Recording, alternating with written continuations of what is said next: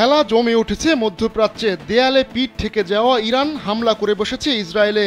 তেল আবিবের পক্ষ থেকে এ তথ্য নিশ্চিত করা হয়েছে। ইসরায়েলের আকাশে একের পর এক মিসাইল ঢুকতে শুরু করার সঙ্গে সঙ্গে দেশ জুড়ে বেজে ওঠে সাইরেন।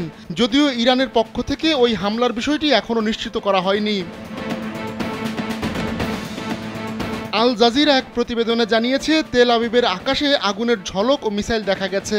তবে ঠিক কোথা থেকে এসব মিসাইল উড়ে আসছে তা নিশ্চিত করতে পারেনি কাতার ভিত্তিক এই সংবাদ মাধ্যমটি। জর্ডানের রাজধানী আম্মানের আকাশের উপরও আগুনের ঝলক দেখা গেছে।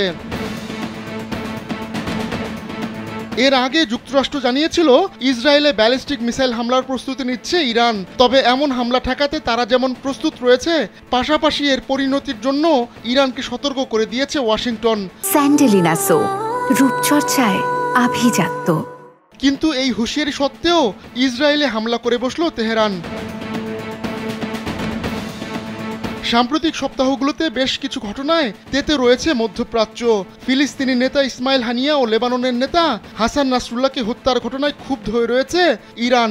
শঙ্কা তৈরি হয়েছে ইরানের সর্বোচ্চ নেতা আয়াতুল্লাহ আলী খামেনিকেও টার্গেট করতে পারে ইসরায়েল। তার আগেই রীতিমতো যুদ্ধের ঝান্ডা উড়িয়ে দিল ইরান।